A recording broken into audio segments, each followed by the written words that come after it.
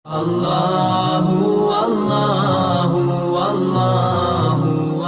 حضرت فاطمہ رضی اللہ تعالی عنہا کے اور بھی عجیب و غریب واقعات تھے، لیکن میں زیادہ وقت نہ لیتے ہوئے صرف آپ کے سامنے اب وہ چیز میں بتانا چاہتا ہوں جو ہم سب کے لیے کام کی چیز ہے کہ حضرت فاطمہ رضی اللہ تعالی عنہا کی وفات کس طرح ہوئی، حضرت فاطمہ رضی اللہ تعالی عنہا نے اس دنیا کو کس طرح چھوڑا۔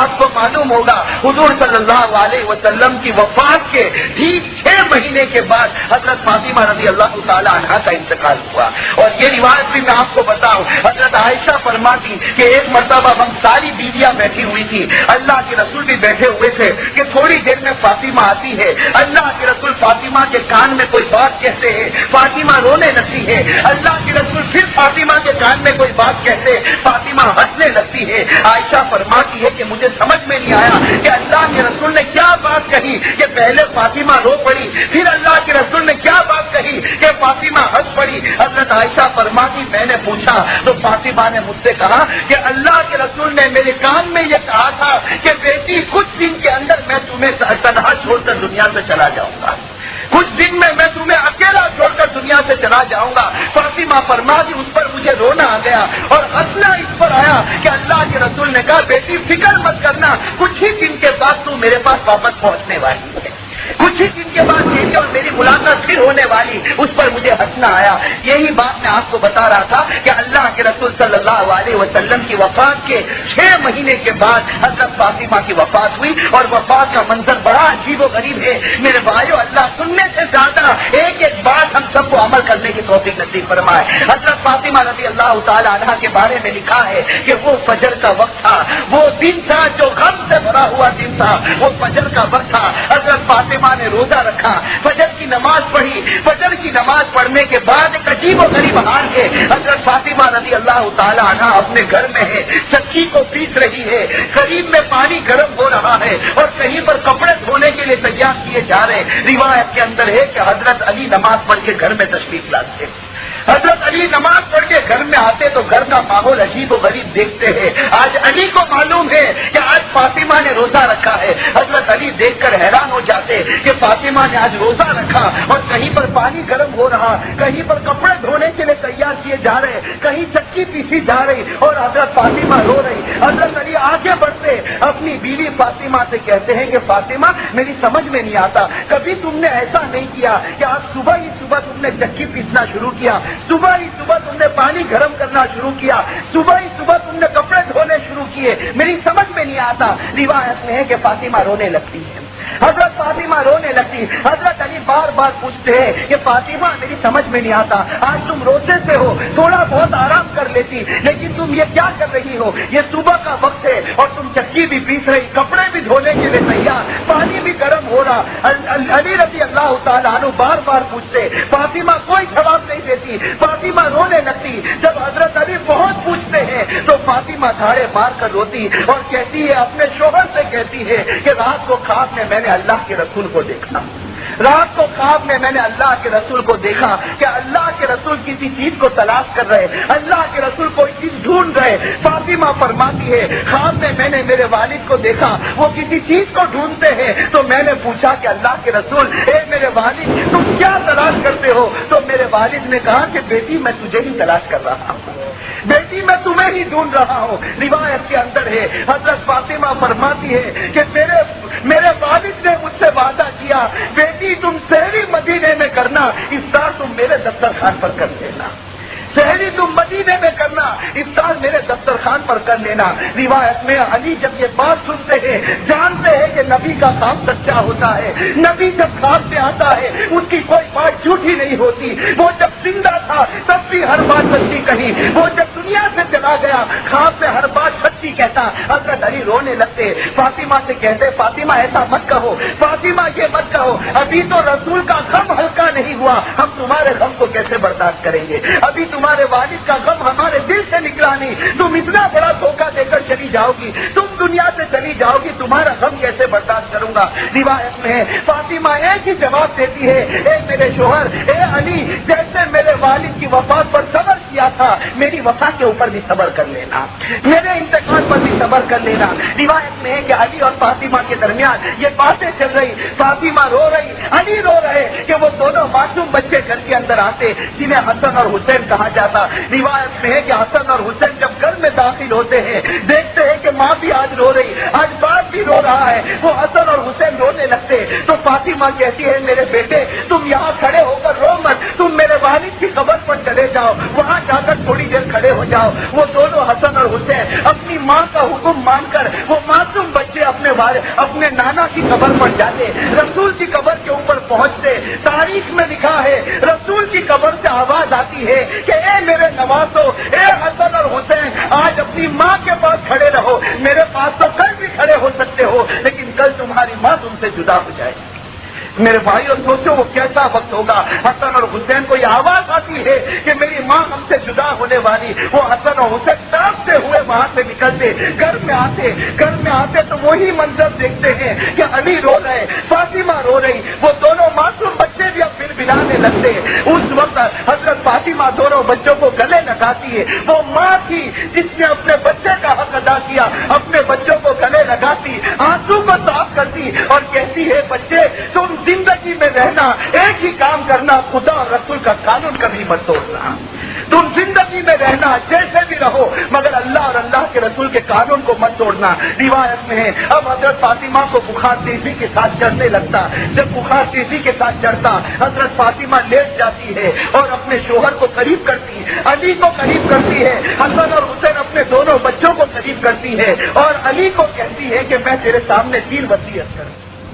भाइयों कान खोल कर सुने, वो अल्लाह के रसूल की लाडली बेटी की वसीयत है। 3 वसीयत करती है।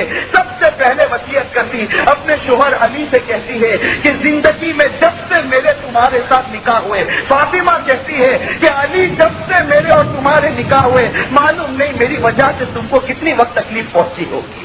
मेरे भाइयों अल्लाह के रसूल की लाडली बेटी अपने शोहर से माफी मांगती है, अली से माफी मांगती है कि अली जब से मैं तुम्हारे निकाह में आई, मालूम नहीं न जाने मेरी वजह से तुम्हारा दिल दुखा होगा, मेरी वजह से तुम्हें तकलीफ उठानी पड़ी होगी। हजरत फातिमा कहती अली मेरी मौत से पहले तू मुझे माफ कर दे। फातिमा कहती अली मौत से पहले मुझे माफ कर दे। रिवायत के अंदर है अली रजी अल्लाह ताला अन्हु रोने लगते और कहते हैं या फातिमा अना रजुलुन मासूरुन, कहते हैं फातिमा तू मुझसे माफी मत मांग, माफी मैं मांगूंगा। जब से तू मेरे निकाह में आई तुझे 2 वक्त की रोटी खिला न सका, जब से तू मेरे निकाह में आई तुझे 2 वक्त की रोटी न दे सका, तू मुझे माफ कर दे। रिवायत के अंदर है फातिमा कहती दूसरी वसीयत शुरू करती है, अपने शोहर से कहती है कि देखो मेरे पास तुम्हारा जितने चाहे निकाह कर लेना, तुम्हारा जिस औरत से इरादा हो जाए निकाह कर लेना, उसके साथ रहना, लेकिन अपने शोहर से अपने मासूम बच्चों की तरफ इशारा करके कहती कि देखो तुम किसी के साथ भी निकाह कर देना, लेकिन मेरे बेटे हसन और हुसैन की निगरानी करना। जब ये बालिग हो जाए, जब ये समझदार हो जाए, इनमें अकल आ जाए, फिर इनको खुदा के हवाले कर देना। ये दूसरी वसीयत थी। और तीसरी वसीयत मेरे भाइयों हमारे बदन के बाल को खड़े करने वाली वसीयत हजरत फातिमा अपने शोहर से कहती है कि शोहर जब मेरा इंतकाल हो जाए, अली जब मेरा इंतकाल हो जाए तो मेरे जनाजे में किसी को न बुलाना। हजरत फातिमा फरमाती मेरे जनाजे में किसी को न बुलाना, तो अली तुम ही मेरे जनाजे की नमाज पढ़ना, तुम ही जाकर मुझे दफन कर देना, मेरे जनाजे में किसी को न बुलाना। तारीख में लिखा है कि जब फातिमा ये वसीयत करती है अली अपनी जगह से खड़े हो जाते और हजरत अली कहते हैं फातिमा तुम अल्लाह के रसूल की बेटी हो, तुम्हारा जब इंतकाल होगा मैं मुहाजिरीन को बुलाऊंगा, मैं अंसार को बुलाऊंगा, पूरे मदीने में ऐलान करूंगा, सारे लोग तुम्हारे जनाजे में शरीक होंगे। फातिमा कहती है नहीं अली मेरे जनाजे में किसी को न बुलाना, इसलिए कि जिस वक्त मैं जिंदा थी उस वक्त किसी ने मेरे बदन को देखा नहीं, मैं चाहती हूं कि मौत के बाद भी कोई मेरे बदन को न देखे। मेरे भाइयों कैसा फातिमा का जज्बा। फरमाती जब जिंदा थी किसी मर्द ने मेरी बदन की तरफ निगाह नहीं उठाई, मेरे जिस्म की तरफ निगाह न उठाई। फातिमा कहती मैं चाहती हूँ दुनिया से चली जाओ फिर भी कोई मेरी तरफ निगाह न उठाए। रिवायत में है फातिमा कलमा पढ़ती है और इस दुनिया से रुखसत हो जाती। लिखा है तारीख में लिखा है कि जब हजरत फातिमा रज़ी अल्लाह ताला अन्हा का इंतकाल हो जाता, वो जनाजा जब घर से उठने वाला होता, अब 3 आदमी मौजूद है। जनाजे को कंधा देने के लिए एक अली का कंधा है, एक हसन का कंधा है, एक हुसैन का कंधा है। रिवायत के अंदर है कि एक सहाबी जिनका नाम आपने सुना होगा हजरत अबू ज़र ग़िफ़ारी, वो किसी तरह वहां पर पहुंच जाते। हजरत अली फरमाते खुदा ने तुझे इसलिए भेजा है रसूल की बेटी का जनाजा एक कंधा तेरे भी कंधे पर होगा। रिवायत में वो जब जनाजा उठता है तो आगे की तरफ में अली और हसन है और पीछे की तरफ में हुसैन और अबू जर है। ये जनाजा जब उठता मदीने वालों को मालूम पड़ता, घर घर खबर आती, पूरे मदीने में रोना शुरू होता। रिवायत के अंदर लिखा है कि जब फातिमा का जनाजा पड़ता है पूरे मदीने में रोने की आवाज आती, वो कब्र खोदी जाती है जहां अब फातिमा को दफन करना है। तारीख में लिखा है कि जब हजरत फातिमा को दफन करने का वक्त आता, वो सहाबी जो अबू जर गिफारी है वहां मौजूद है। ये अल्लाह के रसूल के बड़े आशिक थे, ये अल्लाह के रसूल के बड़े शहीद थे। आज उन्होंने 6 महीना पहले उन्होंने रसूल को दफन किया था, आज 6 महीने के बाद रसूल की बेटी को दफन करने जाते हैं। अबू जर से बर्दाश्त नहीं होता। जब फातिमा का जनाजा कब्र में रखने जाते तो अबू जर जोर से आवाज निकालते और कब्र से कहते हैं, या कब्र अतदरी मनिल लदी जिन्ना बिहा इलैका हादिही बिन्तु रसूलिल्लाह हादिही ज़ौजतु अली हादिही उम्मुल हसनैन। हजरत अबू जर गिफारी कब्र से कहते हैं, ए कब्र तुझे मालूम है हम किसका जनाजा लेकर आए? अबू जर गिफारी कब्र से कहते हैं, कब्र तुझे मालूम है हम किसका जनाजा लेकर आए? हम जिसका जनाजा लेकर आए वो अल्लाह के रसूल की लाडली बेटी है। हम जिसका जनाजा लेकर आए वो अली की बीवी है। हम जिसका जनाजा लेकर आए वो हसन और हुसैन की प्यारी माँ है। रिवायत के अंदर है फातिमा को कब्र में रखा गया। अबू जर ये जुमले कहते हैं, कब्र के अंदर से आवाज आती है, या अबा जर हादा लैसा बैतु नसबिन वला हसबिन। अंदर से आवाज आती, ए अबू जर यहाँ खानदान मत गिनाओ, ये कब्र है, यहाँ रिश्तेदारी मत गिनाओ, यहाँ बाप और बेटे का नाम मत लो, यहाँ शोहर का नाम मत लो, यहाँ तो ये बताओ कितना ईमान लेकर मेरे पास आए। मेरे भाइयों सोचो, ये जो कब्र से आवाज आएगी ये फातिमा के लिए नहीं आई। फातिमा तो खुदा की वो प्यारी बंदी थी, वो लाडली थी कि रसूल कहते थे शहरी मदीने में होगी तो इफ्तार मेरे दस्तरखान पर होगा। मेरे भाइयों जो आवाज निकली थी वो उस फातिमा के लिए नहीं, वो हमारी औरतों के लिए निकली, वो हमारे मर्दों के लिए निकली। मेरे भाइयों ये आसमान, जो दौलत, ये बंगले, ये गाड़ी जो खुदा ने दी है, हमारे कब्र के अंदर हमारे साथ कुछ नहीं आएगा। वहां पे एक ही आवाज आएगी कि तू तेरे माल को मत गिना, तू तेरे खानदान को मत गिना, तू तेरी औलाद को मत गिना, यहाँ तो ये बता तू रसूल की कितनी मान कर आया है। मेरे भाइयों अल्लाह हम सबको आशिक रसूल बनाए, अल्लाह हम सबके दिल में रसूल की सच्ची और पक्की मोहब्बत पैदा फरमाए। मेरे भाइयों कामयाबी का एक ही रास्ता है, वही रास्ता है जिस पर फातिमा चली, वही रास्ता है जिस पर हसन चले, वही रास्ता है जिस पर हुसैन चले और वही रास्ता है जिसके ऊपर सहाबा चले। मेरे भाइयों आप सल्लल्लाहु अलैहि वसल्लम ने एक मर्तबा लोगों से कहा कि देखो अगर कामयाबी चाहते हो उस रास्ते पर आ जाओ, माँ अना अलैहि व अस्हाबी, जिस पर मैं हूँ और मेरे सहाबा है, उस रास्ते पर आ जाओ, कामयाब हो जाओगे। मेरे भाइयों आज इन वाकयात को सुनकर अब हमारे दिल के अंदर वो जज्बे उठना चाहिए। मेरे भाइयों अब तो अपने दिल को जगाओ, कब तक हम गफलत में पड़े रहेंगे? कुरान करीम की उस आयत को सोचो जिसमें अल्लाह कहता है, अलम यानि लिल्लज़ीना आमनू अन तख़शअ क़ुलूबुहुम लिज़िक्रिल्लाह। कुरान करीम कहता अभी भी है मुसलमान, वक्त नहीं आया कि तू अपने दिल को बेदार करे। आज तू अपने दिल में खुदा की मोहब्बत को पैदा करे। मेरे भाइयों इसका इरादा करो। हमारे घर में जितनी खराब चीजें हैं, जितनी खुराफात वाली चीजें हैं, मेरे भाइयों इरादा करो हम सब उसको निकाल देंगे। मेरे भाइयों इरादा करो, अल्लाह हम सबको सच्चा और पक्का बना देवे। अल्लाह हम सबके दिल में रसूल की मोहब्बत पैदा फरमाए, उस रसूल की मोहब्बत पैदा फरमाए जो उम्मत के वास्ते तड़पा, उस रसूल की मोहब्बत पैदा फरमाए जो उम्मत के वास्ते बिलबिलाया, उस रसूल की मोहब्बत अल्लाह हमारे दिल में पैदा फरमाए जिसने अपने पेट पर 2-2 पत्थर बांधे। मेरे भाइयों वो रसूल जो चाहता था उसकी शरीयत पर आ जाओ। कामयाबी का एक ही रास्ता और इरादा करो कि अल्लाह तबारक व तआला हम सबसे गुनाहों को छुड़ा दे। मेरे भाइयों जो गुनाह की हमारे अंदर आदत है, हर आदमी जानता है कि कौन कौन से गुनाह की उसके अंदर आदत है। देखो रमजान का मुबारक महीना है, इसमें इरादा कर लो कि अल्लाह जो गुनाह मैं करता था अब से तौबा करता हूँ। मेरे भाइयों पक्की सच्ची तौबा कर लो। मौलाना जलालुद्दीन रूमी ने कितना प्यारा जुमला लिखा, अल्लाह की तरफ से रोजाना आवाज आती है, सद बार तौबा शिकस्ती बाज आ।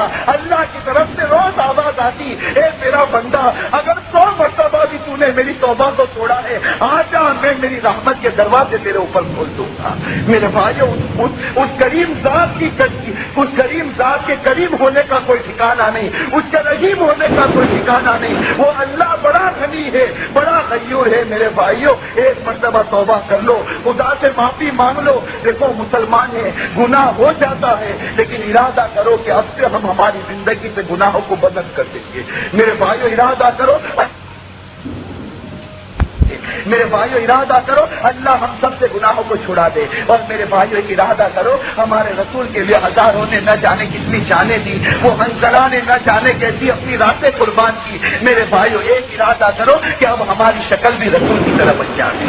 میرے بھائیو روز کہا جاتا، روز ہم سنتے ہیں، حدیث کے اندر آتا ہے عن علمہ بما عمل، کہ قیامت میں پوچھا جائے گا، یہ پانچواں سوال اللہ کی طرف سے ہوگا، عن علمہ بما عمل، اے میرے بندے بتا تجھے جو کچھ معلوم تھا اس پر تو نے کتنا عمل کیا اور کتنا چھوڑا۔ میرے بھائیو آج تو اللہ کا کرم ہے، ہم سے جان نہیں مانگی گئی، ہم سے پورا مال نہیں لٹانے کو کہا گیا۔ میرے بھائیو صرف اتنا کہا گیا اپنی زندگی ایسی بنا دے جیسے نبی کی تھی، اپنا چہرہ ایسا بنا دے جیسے نبی کا چہرہ تھا۔ میرے بھائیو اللہ کی طرف سے یہ رحمت کی کرنیں ہیں کہ نبی کا چہرہ بنا دو، خدا ہماری سیرت بھی بنا دے گا۔ میرے بھائیو ارادہ کرو صورت بنانے کا، انشاءاللہ خدا